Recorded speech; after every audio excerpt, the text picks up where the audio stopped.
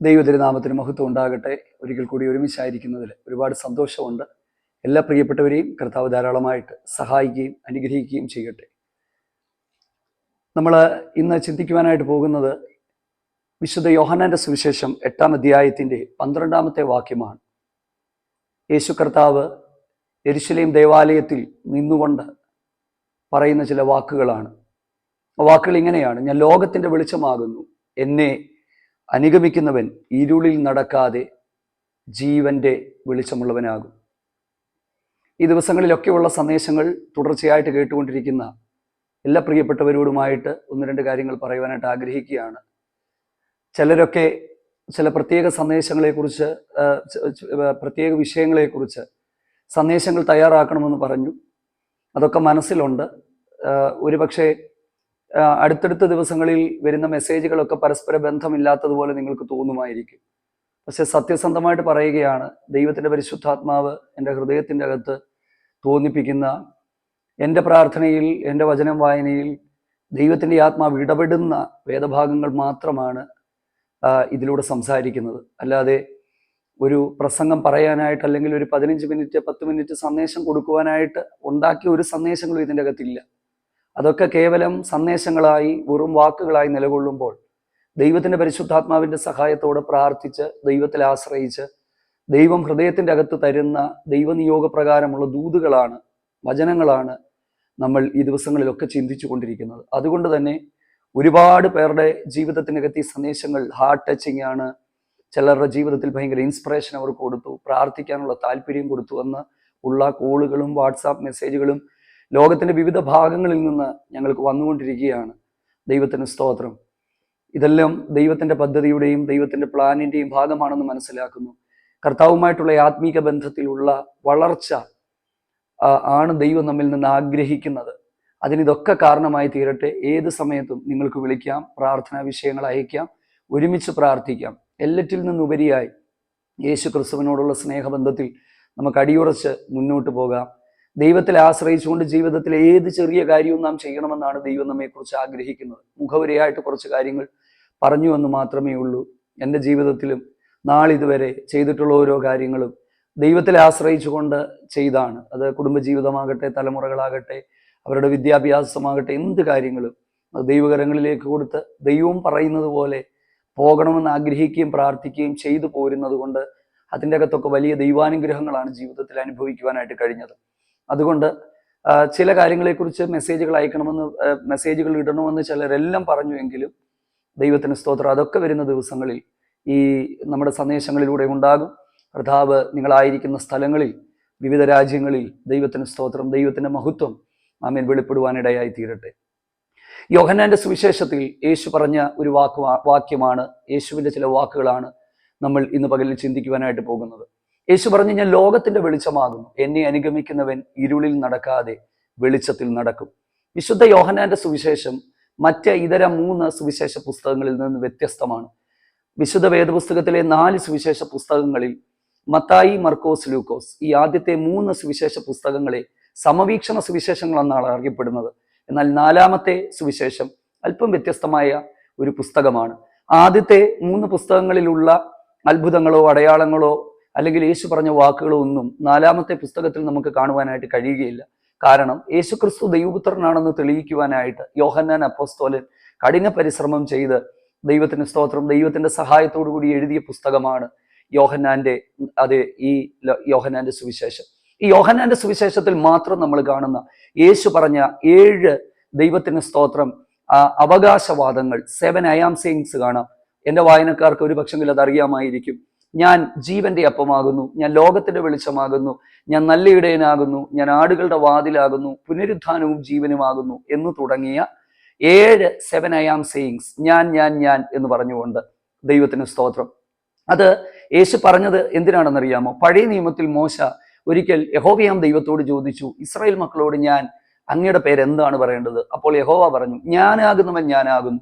ഞാൻ എന്ന് പറയുന്നത് ദൈവത്തിന് മാത്രം അവകാശപ്പെടുവാൻ കഴിയുന്ന ഒരു കാര്യമാണ്. അത് തന്നെയാണ് യേശു പറഞ്ഞത്, ഞാൻ ലോകത്തിന്റെ വെളിച്ചമാകുന്നു. ലോകത്തിന്റെ വെളിച്ചം, ലോകത്തിൽ പല വെളിച്ചം ഉണ്ട് എന്നുള്ളതല്ല, ഞാൻ ലോകത്തിന്റെ വെളിച്ചമാകുന്നു. എന്താണ് ഇതിലൂടെയുള്ള ആ അർത്ഥതലങ്ങൾ? ഇതിൽ ദൈവത്തിന് സ്തോത്രം അന്തർലീനമായിട്ടുള്ള ഇതിൻ്റെയൊക്കെ അന്തസത്തകൾ എന്താണെന്ന് നാം ചിന്തിക്കുവാനായിട്ട് പോവുകയാണ്. യേശു ഞാൻ ലോകത്തിന്റെ വെളിച്ചമാകുന്നു, എന്നെ അനുഗമിക്കുന്നവൻ ഇരുളിൽ നടക്കാതെ ജീവന്റെ വെളിച്ചത്തിൽ നടക്കുമെന്ന് പറഞ്ഞ സന്ദർഭം യോഹന്നാന്റെ സുവിശേഷം 8-ാം അധ്യായത്തിന്റെ 1 മുതലുള്ള ഭാഗങ്ങൾ വായിക്കുമ്പോൾ യഹൂദന്മാരുടെ ആലയവുമായി ബന്ധപ്പെട്ട് യേശു പറഞ്ഞൊരു കാര്യമാണ്. ആലയത്തിൽ വെച്ച് താൻ അവിടെ ആയിരിക്കുമ്പോൾ ഒരു സംഭവം നടക്കുന്നു. ആ സംഭവം യോഹന്നാന്റെ സുവിശേഷം 8-ാം അധ്യായത്തിന്റെ 1 മുതലുള്ള വാക്യങ്ങളിൽ രേഖപ്പെടുത്തിയിട്ടുണ്ട്. അത് വേഗത്തിൽ ഞാനൊന്ന് പറയുവാനായിട്ട് ആഗ്രഹിക്കുകയാണ്.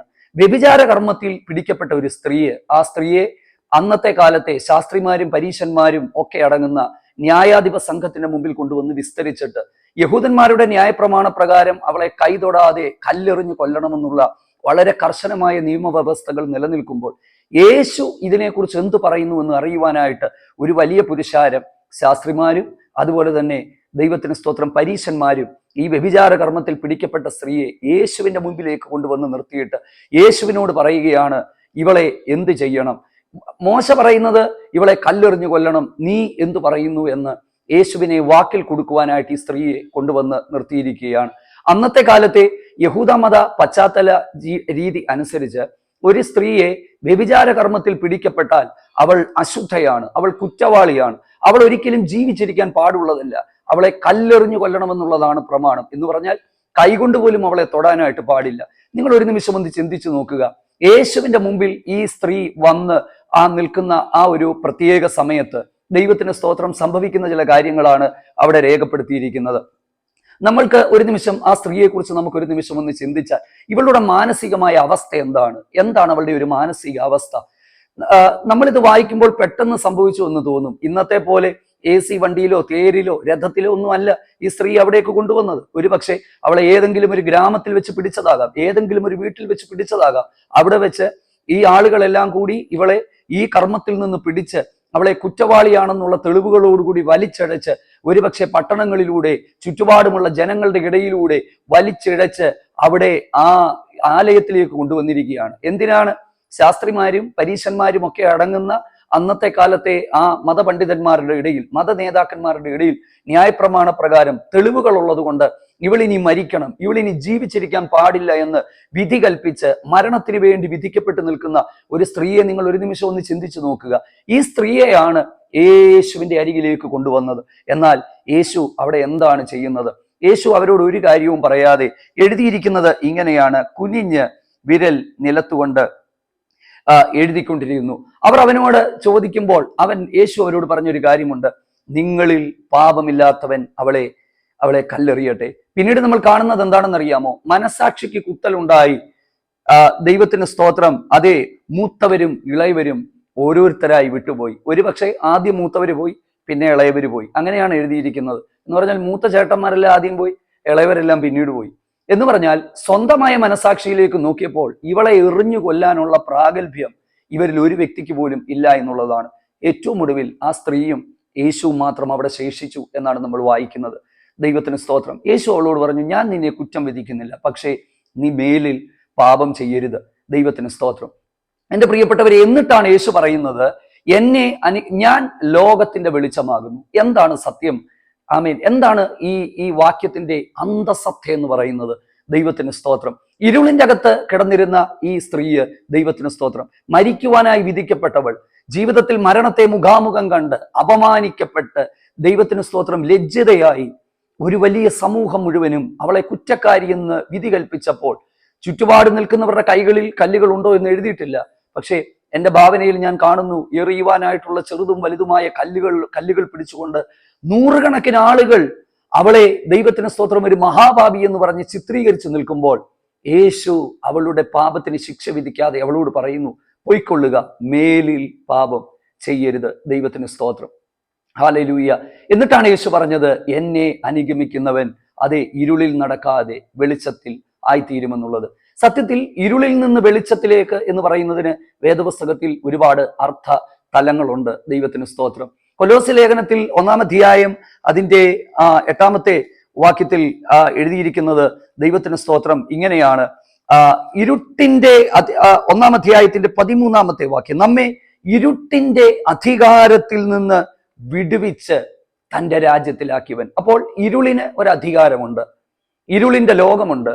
വേദപുസ്തകം പഠിച്ചപ്പോൾ ഇരുളിന്റെ ലോകം എന്ന് പറയുന്നത് പാപത്തിന്റെ ശക്തിയാണ് കാണിക്കുന്നത്, പിശാചിന്റെ ബന്ധനത്തെയാണ് കാണിക്കുന്നത്, ഒരിക്കലും പുറത്തു വരുവാൻ കഴിയാതെ കിടക്കുന്ന അടിമത്തത്തെയാണ് കാണിക്കുന്നത്. അപ്പോസ്തലനായ പൗലോസിന്റെ അതേ മാനസാന്തരത്തിന്റെ വേളയിൽ ദമസ്കോസിന്റെ പടിവാതിക്കൽ വെച്ച് താൻ കുതിരപ്പുറത്തു നിന്ന് താഴെ വീണപ്പോൾ മുഴങ്ങിക്കേട്ടൊരു ശബ്ദമുണ്ട്, ഇരുളിൽ നിന്ന് വെളിച്ചത്തിലേക്ക് ചിലരെ കൊണ്ടുവരുവാൻ ഞാൻ നിനക്ക് പ്രത്യക്ഷനായി. അപ്പോൾ ഇരുളെന്ന് പറയുന്നത് മനുഷ്യനെ ഭയപ്പെടുത്തുന്നതാണ്, മനുഷ്യന് സ്വാതന്ത്ര്യം കൊടുക്കാത്തതാണ്. പാപത്തിന്റെ അടിമത്വത്തിൽ, കണ്ണുനീരിൽ, സ്വസ്ഥതയില്ലാത്ത അനുഭവത്തിൽ, സമാധാനമില്ലാത്ത അനുഭവത്തിൽ പിറകിലേക്ക് പിടിച്ചു വലിക്കുന്നതാണ്. എൻ്റെ പ്രിയപ്പെട്ടവരെ, യേശുവിന്റെ അരികിലേക്ക് ഞാനും നിങ്ങളും എത്തുമ്പോൾ ഈ ഇരുൾ മാറി വെളിച്ചമായി തീരുകയാണ്. നോക്കുക, വ്യഭിചാരകർമ്മത്തിൽ പിടിക്കപ്പെട്ടൊരു സ്ത്രീയാണ്. പക്ഷേ അവളുടെ പാപത്തെ കർത്താവ് ക്ഷമിച്ചു എന്ന് പറയുമ്പോൾ ഇനിയും തെറ്റ് ചെയ്യാനുള്ള ലൈസൻസ് അല്ല കൊടുക്കുന്നത്, മേലിൽ പാപം ചെയ്യരുത് എന്ന് പറയുന്ന ഒരു കാര്യം കൂടെ അവിടെ എഴുതിയിട്ടുണ്ട്. സത്യത്തിൽ ഈ പഴയ നിയമ പ്രമാണങ്ങളെല്ലാം സമൂഹത്തിന്റെ നന്മയ്ക്ക് വേണ്ടി ദൈവം കൊടുത്തതാണ്. കാരണം വ്യഭിചാരം എന്ന് പറയുന്ന ഒരു കർമ്മത്തെ അനുവദിച്ചു കൊടുത്തിരുന്നെങ്കിൽ അന്നത്തെ കാലത്തെ ദൈവം ആഗ്രഹിച്ച സമൂഹം വലിയ പാപത്തിലേക്കും മ്ലേച്ഛതയിലേക്കും പോകുവാൻ സാധ്യതയുള്ളത് കൊണ്ടാണ് ദൈവം വ്യഭിചാരിണികളായ സ്ത്രീകളെ കൊല്ലണമെന്നുള്ള കർശന നിർദ്ദേശം കൊടുത്തത്. പക്ഷെ പല സമയങ്ങളിലും നിയമം അതിന്റെ കാർക്കശ്യത്തിലൂടെ മുൻപോട്ട് പോകുമ്പോൾ യേശു ക്രിസ്തുവിന്റെ സ്നേഹം ആ നിയമത്തിന്റെ അടിമത്വത്തിൽ നിന്ന്, അവളുടെ മേൽ വിധിക്കപ്പെട്ടിരുന്ന മരണത്തിൽ നിന്ന് അവളെ നീക്കി. എൻ്റെ പ്രിയപ്പെട്ടവരെ, നമ്മളുടെയൊക്കെ ജീവിതത്തിന്റെ അകത്ത് മരണത്തെ മുഖാമുഖം കാണുമ്പോൾ ഒരിക്കലും എനിക്ക് സ്വാതന്ത്ര്യത്തോടെ മുന്നോട്ട് പോകുവാൻ കഴിയത്തില്ലെന്ന് ഒരുപക്ഷെ ഒരു മുറിയിലിരുന്ന് ഉടയപ്പെട്ടവനായി, തകരപ്പെട്ടവനായി, ജീവിതത്തിൽ ലക്ഷ്യമില്ലാത്തവരായി നിങ്ങൾ ഇരിക്കുമ്പോൾ ഈ വചനത്തിന്റെ അകത്തു എന്ന് പറയട്ടെ, നിങ്ങളുടെ ജീവിതത്തിന്റെ അകത്തെ ഇരുളിനെ മാറ്റുവാൻ ദൈവത്തിന് കഴിയുമെന്നുള്ള സത്യസന്ധമായ ദൂത് ദൈവത്തിന്റെ പരിശുദ്ധാത്മാവിനാൽ ഞാൻ നിങ്ങൾക്ക് കൈമാറി തരികയാണ്.